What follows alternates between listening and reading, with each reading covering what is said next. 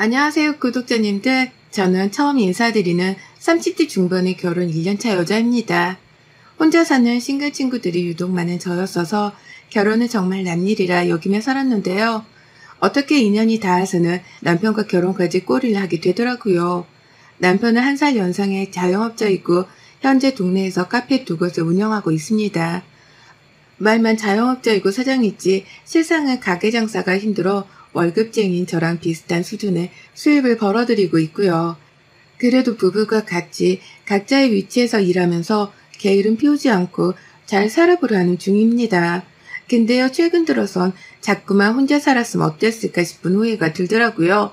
이제 막 결혼 1년 차인데 벌써 이런 생각을 한다는 게 결혼을 후회하는 것만 같아서 겉으로는 티도 내질 못한 채 살아가고 있던 저였습니다. 속마음을 훤히 다 드러내서라도 이 사연을 통해 묵힌 오라들을 좀 풀어보려고 해요. 속 시원했던 결말까지 한 방에 고속유찰 탄 듯 전달해드리겠습니다. 저희 남편은 20대 때 캐나다로 워킹 홀리데이를 가서 커피 만드는 걸 처음 접했다고 했어요. 바리스타 자격증도 따고 커피에 진심이 되어 한국에 들어오자마자 학교만 졸업하곤 바로 커피 장사에 뛰어들었죠. 처음엔 남의 가게에서 커피 만들어주는 일을 하다가 점점 자기 스스로 커피 수입도 하고 별의별 곳을 다 하다가 30이 되기 전에 카페를 차렸습니다. 저랑 결혼하기 직전에 한 곳을 더 차려내 지금은 2곳을 운영 중이고요. 다들 아시다시피 여기저기 카페들이 넘쳐나는 바람에 남편의 가게가 그리 돈을 많이 벌어오지 못했어요. 그냥 입에 풀칠을 안 할 정도로만 단골 손님들 위주로 돈을 챙겨오는 구조였죠. 그런 남편의 사정을 잘 알던 저는 결혼하고 나서도 직장을 그만두기는커녕 혼자 직장을 꾸준히 다니면서 정기적으로 나오는 월급이라도 따박따박 챙겨왔습니다. 남편도 제가 그렇게 해주길 바라는 눈치여서 단 한 번도 직장을 그만두고 카페를 돕겠다 말 자체를 꺼내본 적이 없었네요.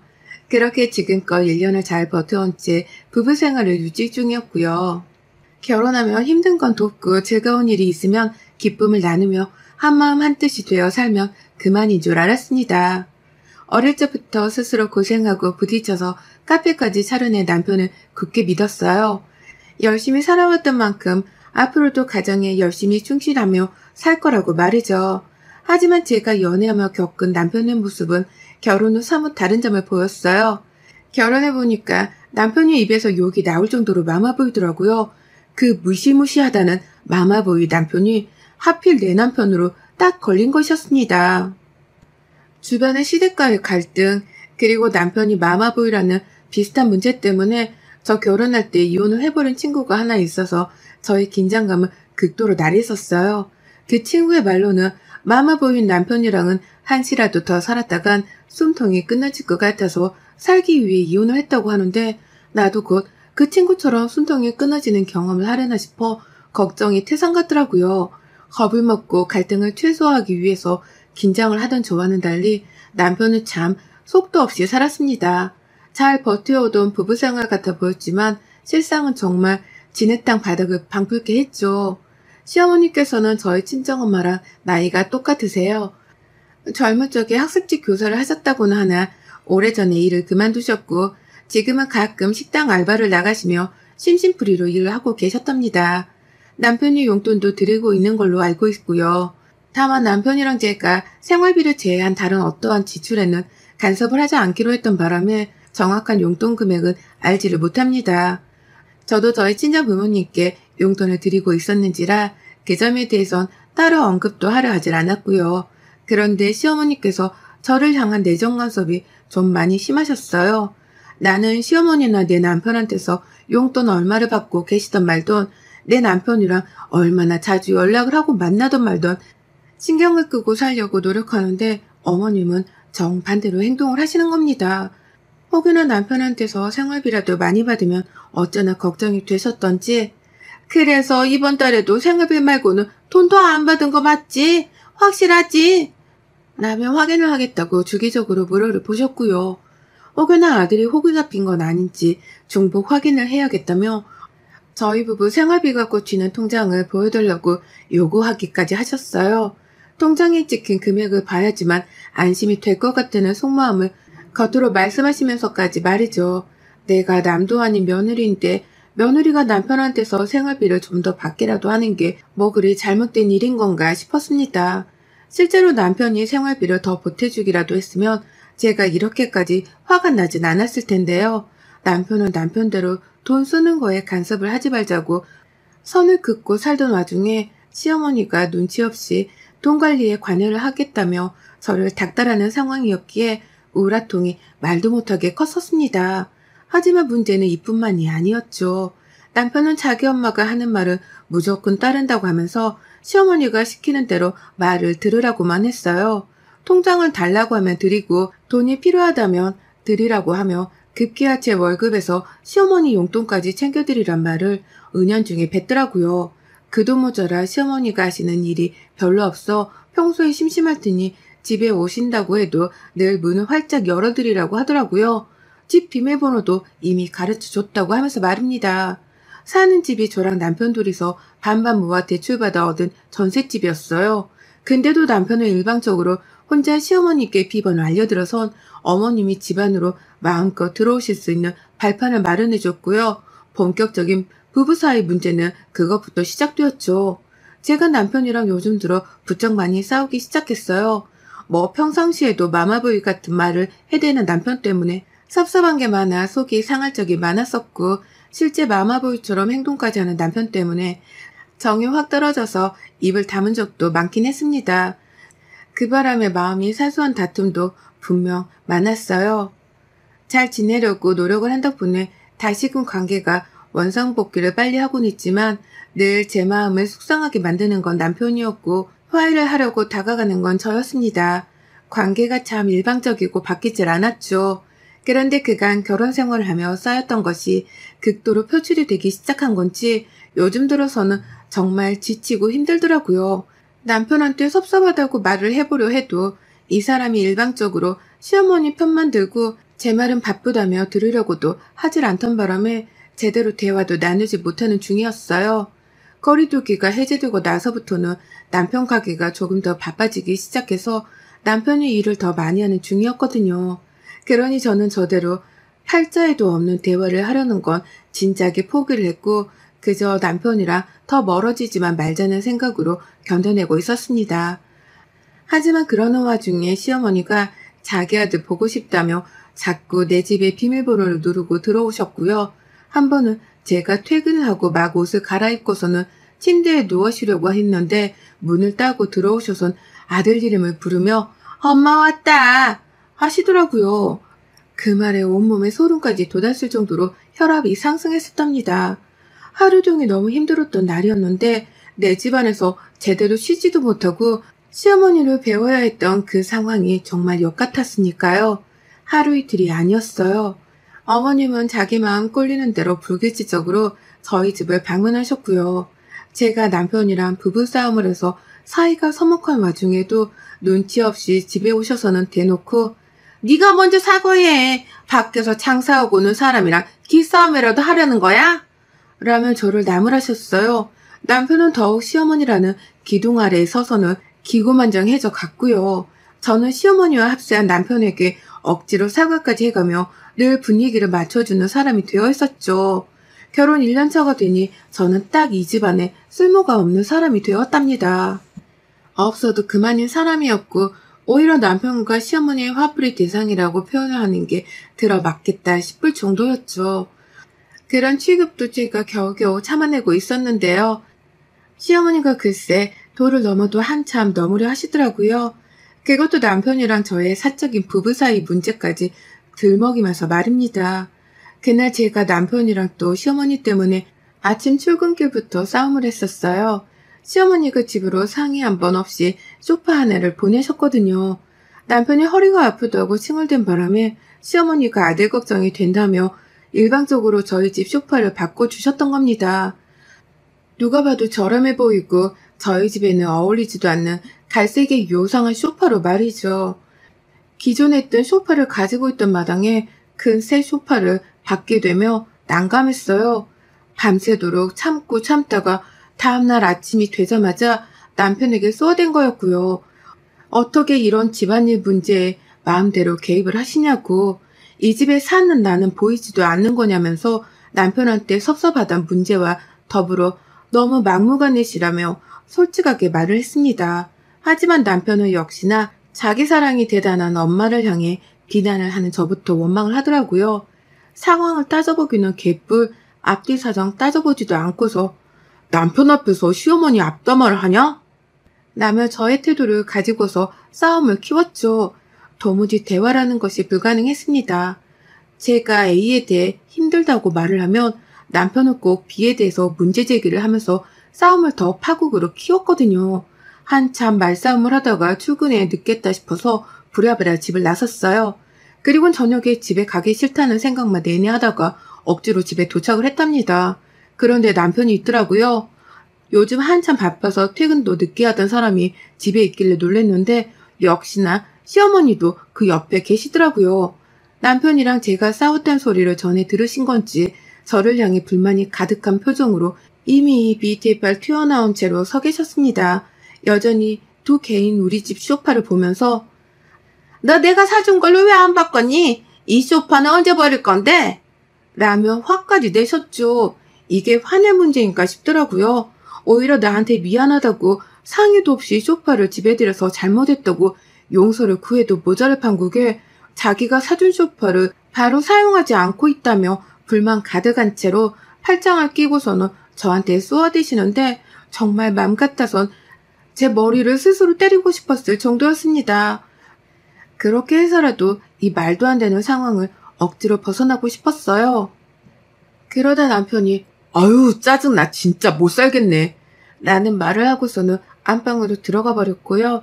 저는 저대로 시어머니랑 거실에 단둘이 남겨줬다가 뻘쭘했던 나머지 그냥 친정이라도 갈 참으로 다시 집을 나서려 했습니다.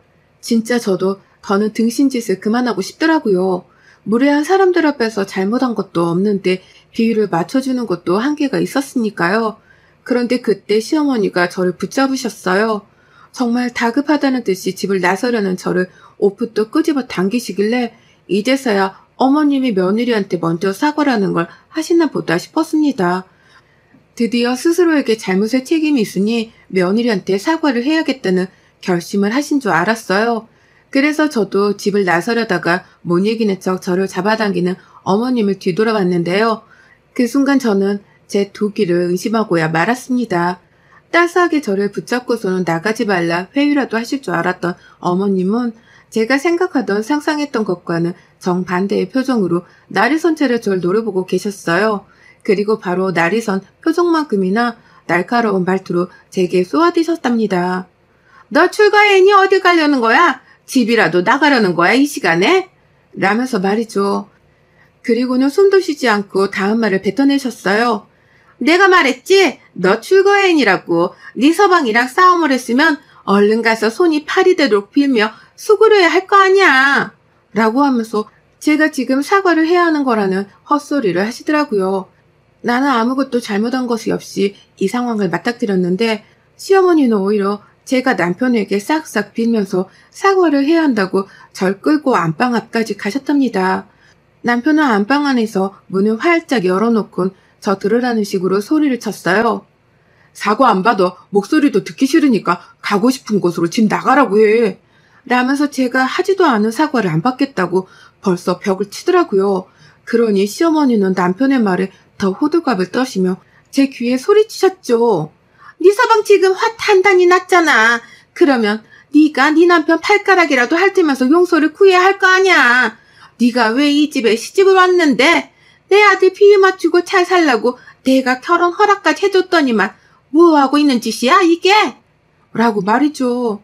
그러면서 한 손으로는 제 팔뚝을 자꾸만 때리시며 안방에 들어가라 보채셨고 급기야 제 등을 안방으로 밀어버린 후 문을 닫으며 말씀하셨습니다.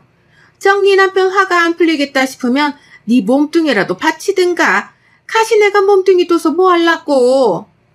라고 하면서 안방의 불까지 친히 꺼버리시고는 문을 쾅 닫으셨어요. 그 순간 안방 안에는 암흑이 서렸지만 제 속만큼은 타오르는 불길로 환했습니다. 저 미친 시목을 부부싸움을 한 남편한테 발가락을 핥으란 소리를 하더니 급기야 몸뚱이를 팔라는 막말까지 퍼부으며 나를 사지로 몰아냈구나 싶었으니까요. 상황 파악이 뒤늦게야 들기 시작했고 그로 인해 머리가 어질어질했습니다. 그 와중에 남편은 정말 저랑 합방이라도 하고 싶었던 건지 개스름한 소리까지 내면서 벨트 푸는 소리가 들리더라고요.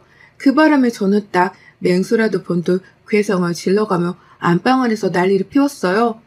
너 그거 다시 안 묶어? 이것들이 진짜 쌍으로 돌았나? 라는 폭언과 함께 안방문을 열고서는 안방불을 켰습니다. 남편은 제 비명에 놀랬던지 얼어붙어 있었으나 정말로 벨트는 반쯤 풀려 있었고요. 저는 그 꼴을 보자마자 이 마마보이 새끼가 이젠 하다하다 같이 자란 소리까지 니네 엄마 말을 쳐듣고 앉아있냐? 하, 진짜 더럽고 소름 돋아서 더는 상종을 못하겠네. 라며 눈이 뒤집혀 소리를 치다가 침대 위로 갔어요. 베개를 들고 남편의 얼굴에 쳐대면서 더 이상 너랑 못 산다는 소리를 몇 번이고 뱉어냈습니다. 그러면서 있는 힘껏 나가 죽으라며 베개로 머리통을 쳐댔죠. 시어머니는 갑작스레 들려오는 비명에 안방으로 오셨다가 아들이 며느리한테 맞고 있자 저만큼이나 눈깔이 뒤집혀서는 절 말리겠다고 팔을 부여잡으셨는데요. 저는 그런 시어머니를 침까지 뱉어가면서 더러우니까 내 몸에 손대지 마! 라는 말과 함께 직접 뿌리쳤어요. 나를 잡은 시몬팔을 꺾어버리고서는 어따 손대? 어따 감히 손을 대? 라며 흔들어 제꼈고 아프다고 놔달라고 하는 시어머니의 말을 씹어버린 후 그대로 어머님을 남편에게로 밀쳐버렸습니다. 그도 모자라 제 손으로 시어머니를 다시 끌고선 거실로 나와버렸죠. 시어머니가 집으로 보내주신 그 어처구니 없는 소파 위로 시어머니를 밀쳤고 그 위에서 시어머니를 멱살을 잡은 채 뒹굴었습니다. 당장 가지고 꺼져. 내 집에서 꺼지라고. 능력 없는 자식이랑 결혼하며 기껏 전세금도 반 보태서 왔더니만 애미란 년은 지 아들을 호구 잡아놓고선 허구한 날 집구석에 기어들어오고 아들이란 놈은 쪽팔린 줄도 모르고 전아이를 처먹고서 마마보이 짓이나 하고 말이야. 내가 네 아들 없으면 평생 결혼도 못하고 살 줄 아니? 어따 대고 발가락을 핥으라 말아야? 니들이 잘못했는데 왜 내가 내 몸 희생해서 네 아들 비를 맞춰야 하냐고. 이것들이 하는 짓만 더러운 게 아니라 머릿속도 새까맣게 더러운 것들이네. 라고 하면서 소파를 아주 비비적거렸어요. 그러니 시어머니는 혼이 나가서는 남편한테 살려달라 빌기까지 하셨고요. 남편은 가뜩이나 마마보이는 와중에 시어머니 입에서 살려달라고까지 하니 눈이 뒤집혀 저를 떼어냈어요. 하지만 그런 남편을 훑어보며 나온 제 말에 남편은 기가 막히단 표정과 동시에 말도 안 된다는 표정으로 저를 하염없이 바라봤죠. 제가 그랬거든요. 하찮은 새끼, 그냥 니네 엄마랑 재혼해서 잘 살아봐. 나는 여기서 너랑 완전히 끝이야. 라고 말입니다. 그리고는 정말로 이혼을 하자는 말과 함께 옆에 서 있는 시모의 어깨빵까지 하는 대범함을 보이며 제 짐을 챙겼어요. 더 이상 내 시모도 아니니 잘 보일 이유가 없었기에 시모 앞에서 건방도 떨었고 집안에 있는 내 물건이라는 물건을 바리바리 챙기다 못해 용역까지 부른다고 24시 이사업체를 찾기 시작하니 그제서야 절 붙잡더라고요.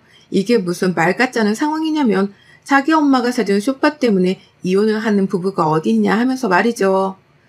여태 우리의 싸움 그리고 우리의 이혼이 시어머니의 고작 소파 하나 때문인 줄로만 아는 남편을 저는 더는 말도 섞기 싫었습니다. 저런 머저리 같은 놈이랑 1년이나 살았다고 생각을 하니 없던 두통이 다 올라오더라고요. 평생 그렇게 생각하고 살란 말을 남기곤 용역이고 뭐고 일단 집을 나왔고 하루 종일 핸드폰 꺼놓고 숙박시설에 있다가 다음날 바로 이혼 서류를 보냈습니다. 집에 가서 제 짐을 챙기려고 했더니만 시어머니가 글쎄 저희 집에 무작정 들여놨던 그 소파를 가져가셨더라고요. 이혼하겠다고 선전포고를 하니 그제서야 잘못한 줄을 알고서는 멋대로 들인 소파를 도로 가져가신 겁니다. 하지만 전 이미 두 사람의 끝장을 볼 때까지 다 본 후였기에 일말의 미련도 남아있질 않았어요. 더 이상은 자기 엄마 편만 들면서 마누라를 외롭고 힘들게 만드는 남편이라 부부라는 소리를 듣기도 싫었고요. 제 이혼 한마디에 태세 전환을 하며 분위기를 살필 줄 아는 여우 같은 시어머니를 더 오래 겪고 싶지도 않았던 거죠. 직장 다니면서 혼자서 살더라도 충분히 잘 살 수 있는 제가 결혼이라는 것 때문에 하루하루를 더 괴롭게 살기가 싫었습니다. 그래서 저는 그 집안에 있던 제 살림살이를 싹 다 챙겨서는 집을 나와버렸어요. 코로나 시국에는 지각이 힘들다며 저한테 기대고 산 것도 많은 놈이었는데 그 값을 다 되돌려받지 못하고 이혼하는 게 억울하긴 했지만 제 짐을 빼고 나니 텅 비어진 집을 보며 남편도 꽤나 똥줄이 타겠구나 싶더라고요. 그리고 제가 집을 완전히 나오게 된 그날 남편은 저녁 뒤늦게야 전화를 해왔어요. 제가 정말로 이혼을 하려고 할 거라곤 생각을 못한 건지 저녁 늦지막히 퇴근하고 집에 왔다가 텅 빈 집안을 보게 된 것이었죠. 전자레인지는 내 거였고 그릇 하나도 내 거였다며 짐을 다시 들고 오라고 반 협박을 하며 화를 내길래 여태 정신을 못 차렸구나 싶었습니다. 그래서 남편에게 최후의 통보를 했네요. 좋게 끝나려고 했는데 재산 분할이 정하고 싶은 것 같으니 내가 직접 소송을 걸어줄게. 법정에서 사이좋게 해결해 보자고. 라고 말이죠. 그 말에 남편은 또 혼자 그게 아니라며 난리 부르스를 떨다 저한테 전화를 끊겼고요. 내내 전화가 걸려오길래 핸드폰을 꺼놓고서 전 정말 소송도 걸어줬습니다. 이게 사람 무서운 줄을 모르고 끝까지 진상짓을 부리려 하길래 제가 정신교육 좀 시켜주고자 이번에 바짝 약을 올려주기로 했네요. 지엄마한테 전화해서 제가 한 짓을 고자질하며 서럽다고 힘들어하고 있을 남편놈을 상상하니 벌써부터 도끼가 올라와 죽겠습니다. 제대로 밟아줘야겠다는 생각으로 시어머니께도 소장을 제 손으로 복사해서 우편으로 전달했는데요. 어머님은 제가 또 발악을 하며 덤벼들까 겁이 나시는 건지 의외로 소곤소곤 연락을 해오셨어요. 정말 이렇게까지 해야 하냐고 당신 아들이 지금 힘들어 죽으려 한다고 말이죠. 하지만 전 어머님이 어떤 말씀을 하시든 간에 오히려 제 성질을 건드리는 거니 입 좀 다무시라 쐐기를 박아드렸습니다. 아들 편 그만 들고 독립적으로 내버려 두기나 좀 하라고 어딘 제가 건방지게 훈육 좀 해드렸더니만 입을 끙끙거리며 앓는 소리를 내시다가 그래 알아서 해라 라는 말과 함께 전화를 끊어버리셨어요. 그리고 결국 남편은 그날 소송을 취하해달라고 합의 연락을 해왔답니다. 소송으로 갈 일까지는 아니고 살림살이 가져간 것들도 돌려달라 하지 않을 테니 소송은 없던 걸로 하자며 아주 싹싹 빌더라고요. 늘 제가 사과를 먼저 하는 입장이었는데 남편한테서 거짓 사과라도 받아내니 얼마나 마음 복잡하던지요. 이혼을 하려고 하고 나서야 사과를 하는 남편이 정말 미워 죽겠었거든요. 결국 전 치사했지만 남편의 사과는 받지 않았습니다. 평생 그러고 결혼 생활을 했던 것에 대해서 남자로서 쪽팔려 하라는 악담을 퍼붓곤 합의를 해주기로 했어요. 원래대로라면 나눌 재산은 별로 없어서 살던 집에서 뺀 전세 보증금 절반 돌려받으면 그만이었거든요. 하지만 남편으로부터 소송 취하 대신 합의금 300만 원을 꽁으로 더 얹어 받았답니다. 제가 챙겨간 가전제품도 남편이 더 이상 터치를 안 하기로 했고요. 그래서 전 기쁜 마음으로 이 돈을 가지고 제주도 여행이나 가보려고 저희 부모님이랑 여행 준비 중이에요. 예전 같았으면 이혼이 무슨 인생의 빨간 줄인 것 마냥 부끄러웠을 텐데 지금의 저에게 이혼은 다시 한번 잘 살라고 하늘이 내려준 동아줄과 같답니다. 그래서 남편한테 받은 합의금으로 다시 시작하는 제 인생 기분 좋은 여행하며 멋들어지게 시작해 보려고요. 여러분의 생각은 댓글로 남겨주세요. 오늘도 시청해주셔서 정말 감사합니다.